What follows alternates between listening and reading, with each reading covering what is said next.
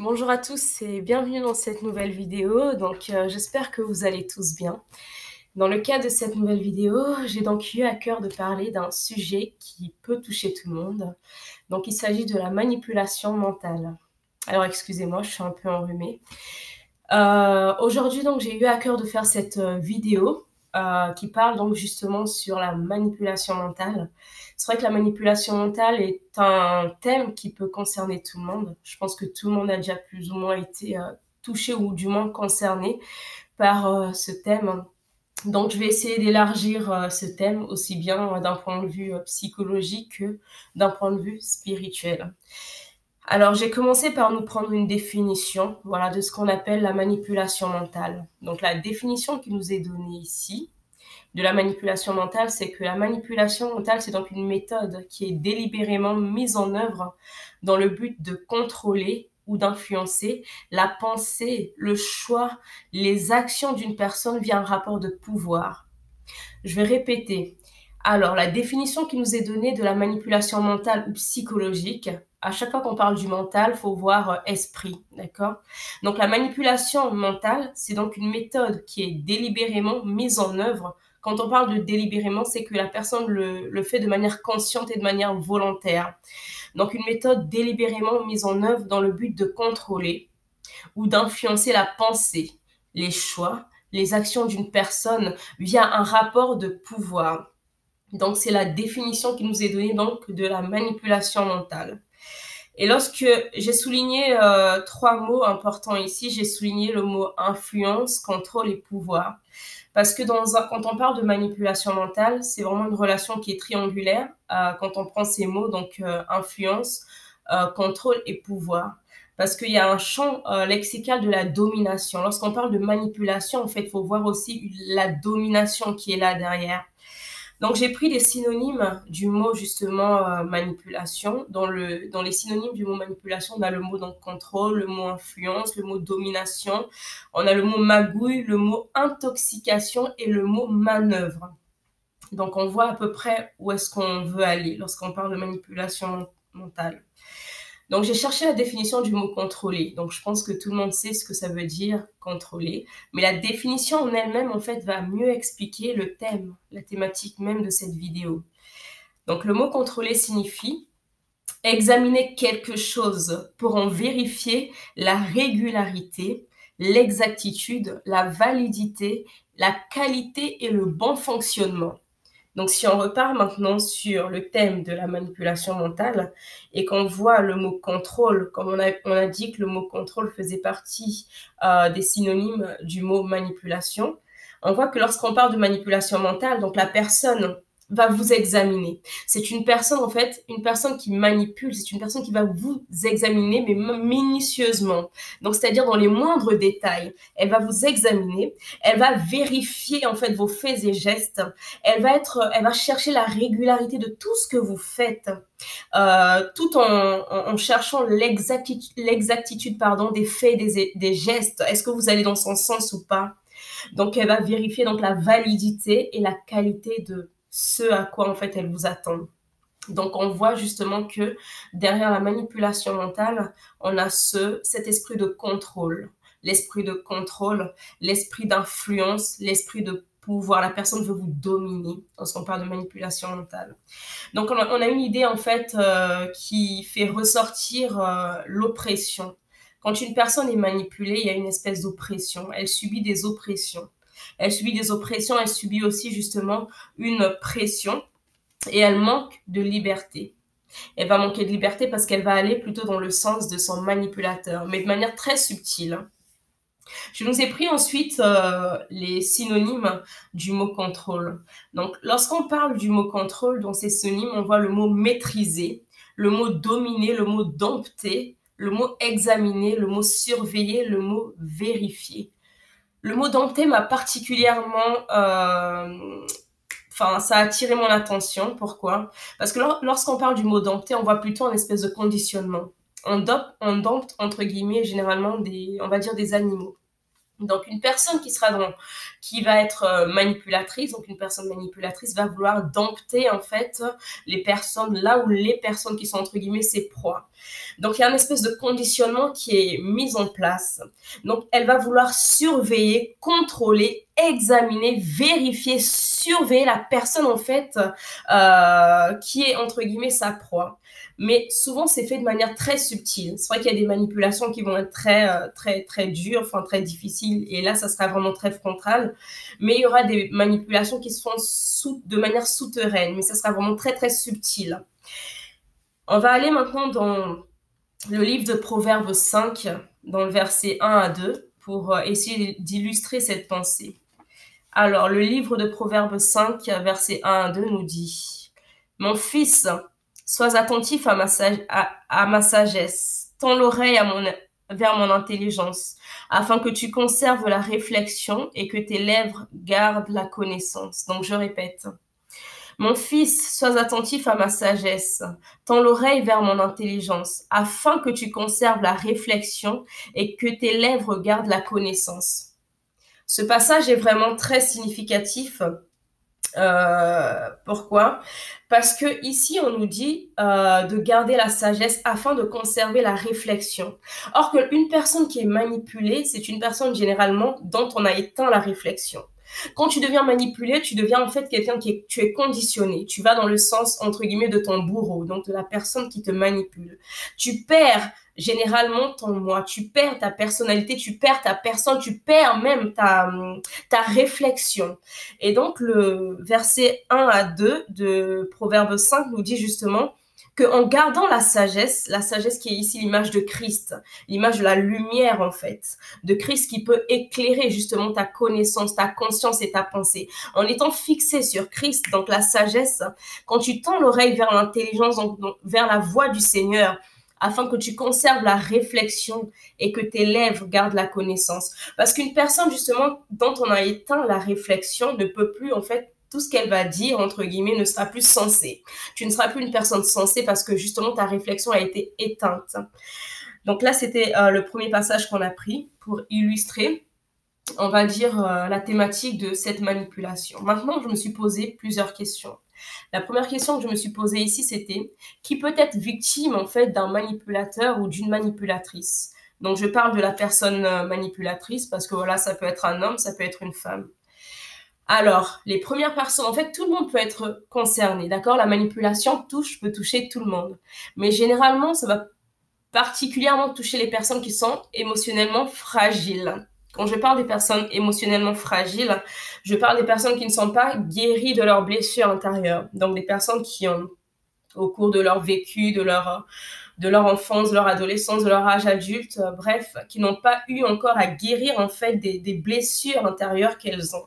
Donc, ce sont des personnes que ici j'ai appelé des personnes fragiles encore émotionnellement. Ce sont aussi des personnes, la manipulation va beaucoup toucher les personnes qui sont dépendantes affectives. Donc, ça va dans le même sens. Donc, si tu n'es pas guéri de tes blessures intérieures, si tu as été auparavant une personne qui t'attachait facilement, tu t'attaches facilement, tu aimes les gens, etc. Le manipulateur, au début, va venir, en fait, te vendre le rêve. Il va te donner tout ce dont tu as besoin. Il ou elle va te donner tout ce dont tu as besoin. Mais, en fait, ça sera pour te manipuler. Donc, les personnes dépendantes affectives, ce sont des personnes qui, justement, vont s'attacher très facilement à l'amour d'autrui. Ce sont des personnes qui, voilà, justement, par rapport aux blessures intérieures qu'elles ont, à la blessure qui n'est pas guérie en elles vont s'attacher, en fait. Elles ont l'habitude de s'attacher fortement aux gens. Mais ce sont généralement des personnes aussi qui sont très souvent très blessées par rapport, justement, au fait qu'elles s'attachent très facilement aux gens. Elles vont s'attacher facilement, mais dans ces attachements, malheureusement, elles peuvent être amenées à être attachées à des personnes, entre guillemets, toxiques. Donc, la dépendance affective. J'ai parlé aussi des personnes qui sont en manque de confiance. Les personnes, quand tu manques de confiance en toi, tu vas être plus, on va dire, apte à être une proie d'une personne manipulatrice parce qu'elle va savoir comment, en fait, justement, abuser de toi, si je peux dire ça comme ça, comment t'influencer. Une personne qui manque de confiance en elle, il faut savoir que elle sera apte, en fait, elle aura du mal à se positionner. Voilà. Tu vas l'emmener un plateau A, elle va dire ah oui c'est A. Tu peux l'emmener un plateau B, elle va dire ah oui c'est B. Tu emmènes un plateau C, elle va dire ah oui c'est C. En fait, en manquant de confiance en toi, tu vas alimenter, en fait, tu seras, on va dire, une proie qui va alimenter justement les personnes manipulatrices. Donc, ces personnes vont te cibler parce que tu manques de confiance en toi. Elles savent comment justement faire pour abuser de toi, comment faire pour t'influencer, comment faire justement pour te dominer, te dompter, te contrôler. Et j'ai parlé ensuite des personnes qui manquent aussi d'estime d'elles-mêmes. Donc, ça va de soi, lorsque tu manques de confiance en toi, automatiquement, tu as aussi l'estime de toi qui est brisée. Tu n'as pas vraiment, tu ne te considères pas. Tu as perdu la valorisation. J'ai aussi parlé des personnes qui vont en fait chercher l'approbation, qui vont très souvent chercher l'approbation vers d'autres personnes. Donc des personnes qui attendent en fait de l'autre, voilà, que l'autre puisse la valoriser, puisse la mettre en avant, que l'autre puisse en fait voilà lui dire que voilà t'es bien, ce que tu fais c'est bien, ce que la façon dont tu agis c'est bien, la façon dont tu t'es habillé c'est pas mal. En fait, lorsque tu cherches la valorisation d'un être humain, d'une personne, tu vas être apte en fait à être manipulé justement par des personnes toxiques, donc des manipulatrices. Et j'ai pris la seconde question que je me suis posée ici, c'était quel était en fait le profil du manipulateur en tant que tel. Alors, il n'existe pas de profil type. Il y a plusieurs voilà, facteurs qui peuvent rentrer, mais généralement, chez les personnes manipulatrices, on va retrouver beaucoup de choses, en tout cas des similitudes. Ce sont des personnes qui sont très éloquentes, des personnes qui parlent bien, elles ont le discours, elles ont l'art du discours, elles ont l'art de persuader, elles ont l'art même de convaincre. C'est des personnes qui vont parler, elles vont manier la parole voilà, très facilement, elles sont vraiment très éloquentes. J'ai dit que ces personnes, justement aussi, sont des personnes qui aiment tout contrôler. Généralement, ça va pas être, elles ne vont pas contrôler de manière radicale d'un coup. Ça sera en fait de manière progressive. C'est des personnes qui vont vous contrôler, mais de manière progressive. Ça va jamais se faire de manière radicale, mais toujours progressive. Tout en ayant d'abord absorbé votre confiance, c'est-à-dire voilà, c'est une personne qui va travailler sur la confiance avec vous. Une fois que vous aurez en fait ouvert votre cœur, là maintenant, elle va s'initier, mais pour vous détruire. J'ai dit aussi que c'était des personnes qui éteignent peu à peu votre réflexion et votre moi. Oui, voilà, ça rejoint Proverbe 5, 1 à 2. Des personnes manipulatrices, ce sont des personnes qui vont éteindre votre réflexion, c'est-à-dire en fait, vous n'allez plus réfléchir par vous-même.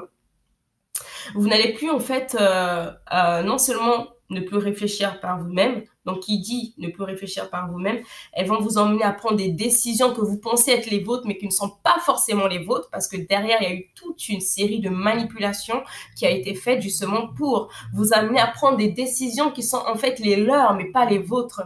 Et ce sont des personnes qui vont éteindre. Quand je parle de éteindre votre moi, c'est éteindre votre personnalité.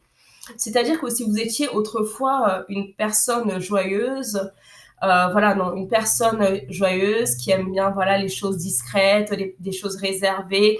Vous aimez bien les balades dans la nature, vous aimez bien, je sais pas moi, vous promener dans des parcs, vous aimez bien les voyages tranquilles, vous aimez bien les coins paisibles. Et que cette personne qui vient dans votre vie, qui est manipulatrice, en fait, essaie de vous donner, va essayer en tout cas de vous transformer, vous donner une personnalité que vous n'avez pas. Si cette personne manipulatrice est peut-être du genre, on va dire, elle est festive, elle est exubérante, festive, elle est un peu, enfin, olé olé, elle va en fait essayer de vous transformer, vous changer maintenant, en fait, en vous donnant une personnalité qui n'est pas la vôtre. Elle va vous habiller d'une personnalité qui n'est pas la vôtre. Alors, je prends un exemple. J'ai connu voilà, des personnes justement qui expliquent bien ce cas.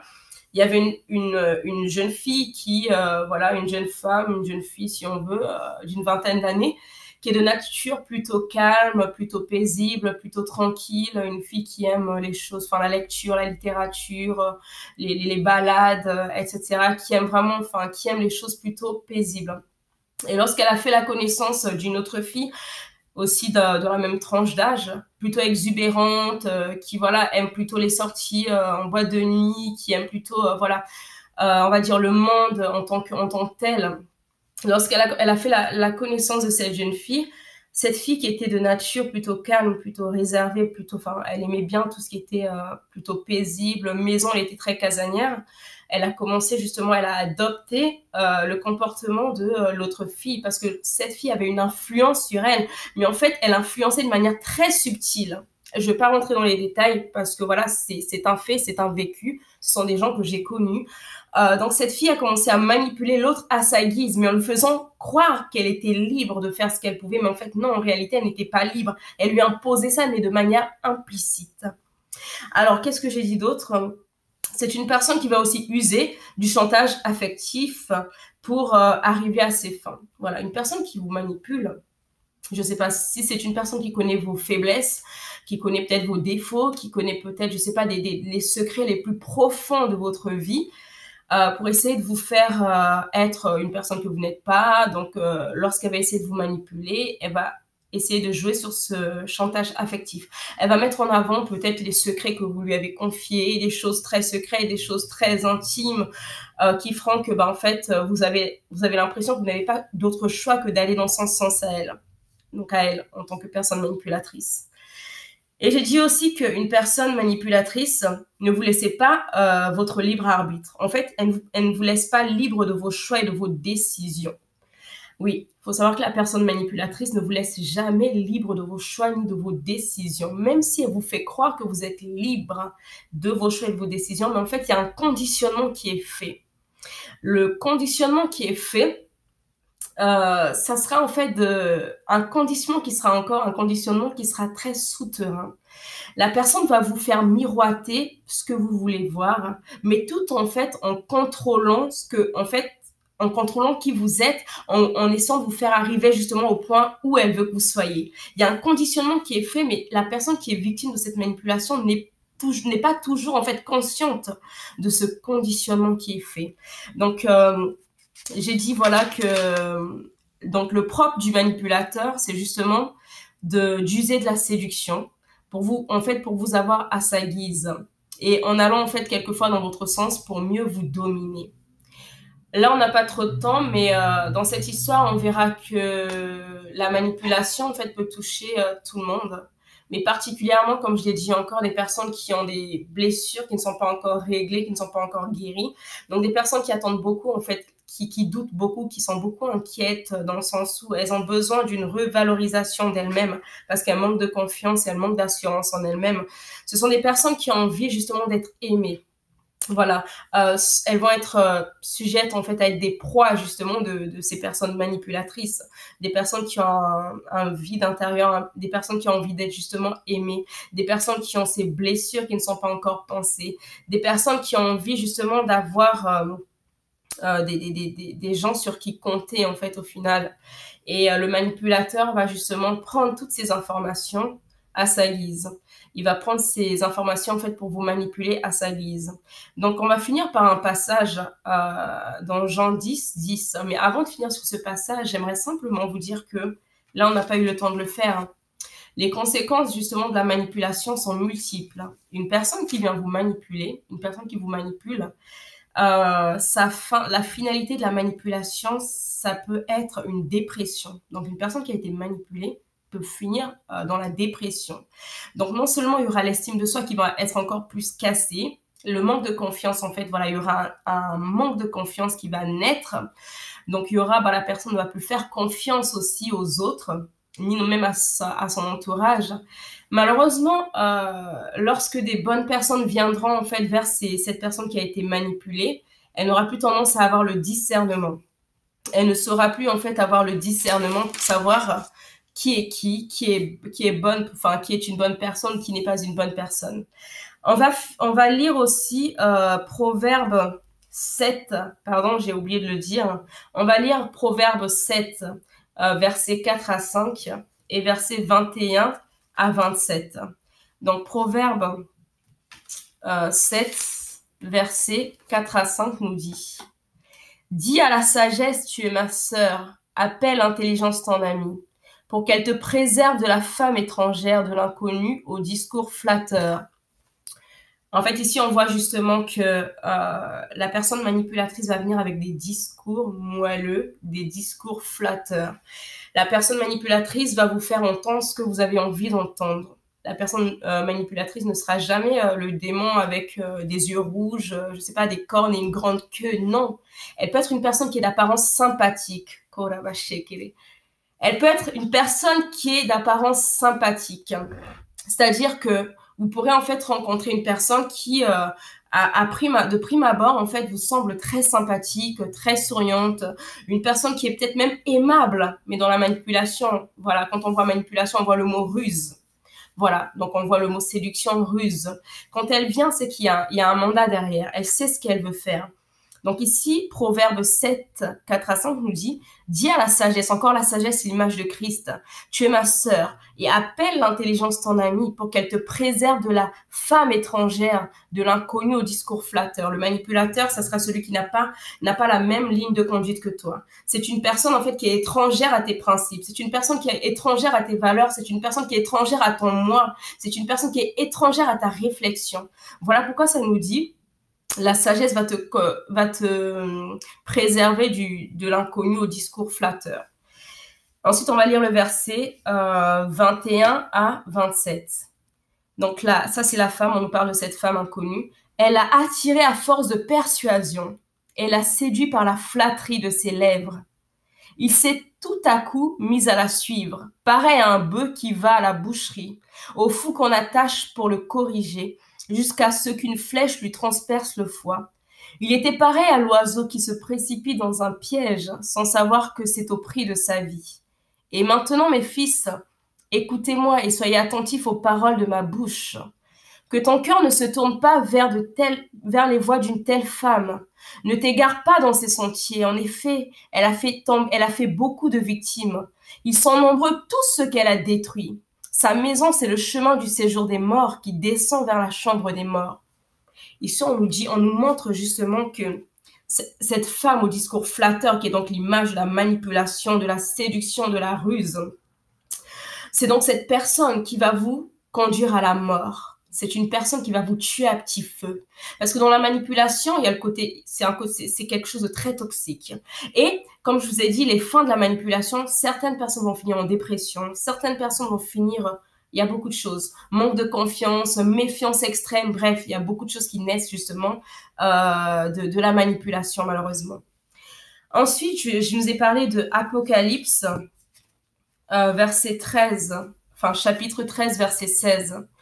Alors, Apocalypse 13, 16 nous dit, donc on nous parle de la bête. Elle fit en sorte qu'on impose à tous les hommes, petits et grands, riches et pauvres, libres et esclaves, une marque sur leur main droite ou sur leur front.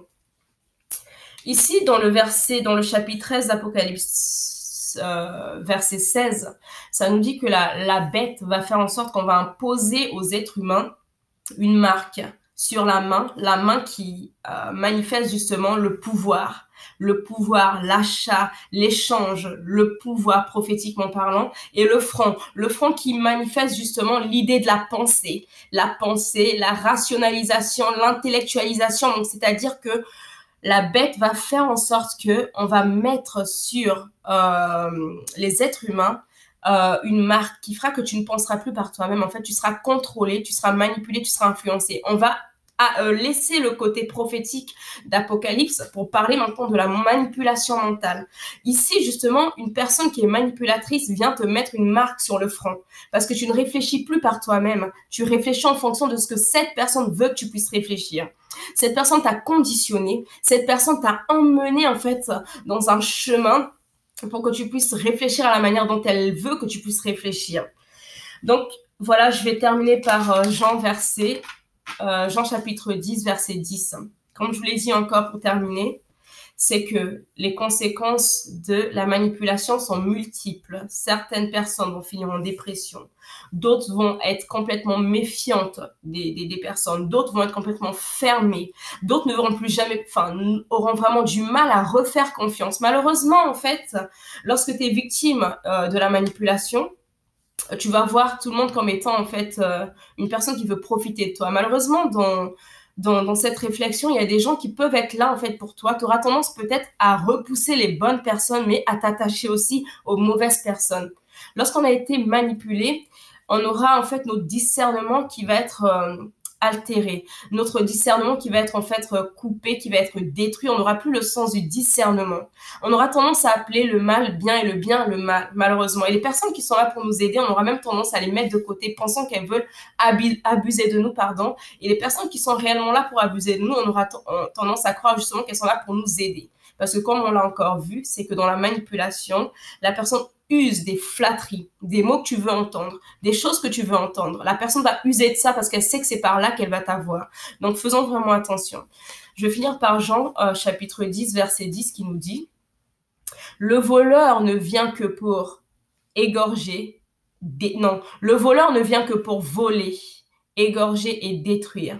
Moi, je suis venu afin que les brebis aient la vie et qu'elle ait en abondance. » Alors, le voleur, il vient pourquoi? Donc, le manipulateur vient pourquoi? Il veut te voler. Il veut te voler quoi? Il veut te voler ta joie, te voler ta personnalité, te voler ta paix, te voler tes ambitions, te voler tes principes, te voler peut-être des rêves que tu avais en toi. Il veut les voler.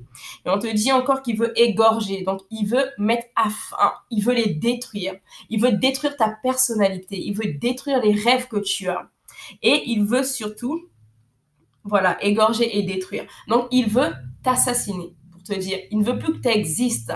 En fait, quand il vient dans ta vie, c'est pour faire de toi, en fait, une personne qui n'a plus de personnalité, une personne qui n'a plus de réflexion, une personne qui n'est même plus, en fait, qui a perdu son humanité, si on peut le dire. Parce que justement, derrière cette manipulation, le but même de la manipulation, c'est le contrôle, la surveillance, mais pour te dominer et pour enlever en toi le potentiel que tu as, pour enlever en toi la personnalité que tu as, pour en fait détruire ce que tu es clairement pour te manipuler à sa guise. Je m'arrête là pour cette vidéo. Je vous donne rendez-vous pour une prochaine vidéo. On parlera sur le conformisme. Donc, ça rejoint un peu aussi l'idée de la manipulation mentale. Donc, on va parler du conformisme et on prendra l'exemple de Daniel, plutôt les compagnons de Daniel, Shadrach, Meshach, Abednego, pour parler justement du conformisme. Je vous souhaite une bonne journée et je vous dis à bientôt. Bye.